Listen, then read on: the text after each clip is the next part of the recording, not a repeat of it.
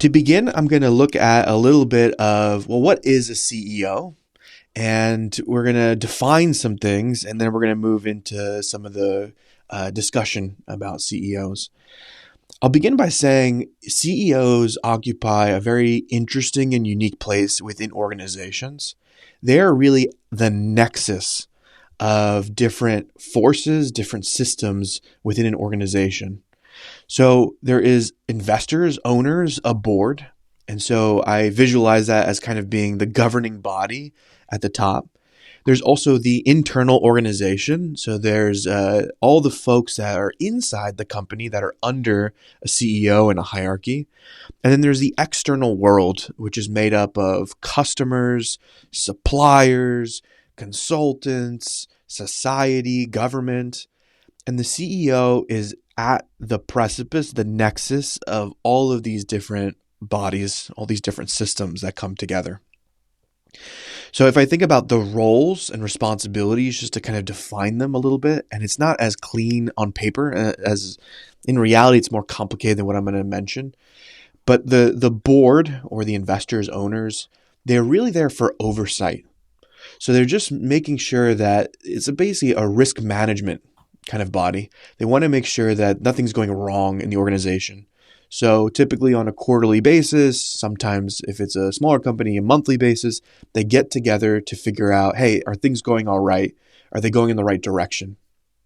It's the CEO that really acts as the person that often creates the vision and often the strategy of where this organization is going to go over time. And I feel like they occupy, again, this unique spot of being, I call it, it's like almost like the osmosis. They're the filter between the inner and the outer because they're outside talking to people and they're inside talking to people. And when an issue happens and let's say the government wants to question the company, who do they call? They call the CEO. The CEO gets questioned. When people have problems inside the organization, who do they go to? The CEO. So the CEO is really this kind of filter between these different systems. They're the only one in the organization that has no peer.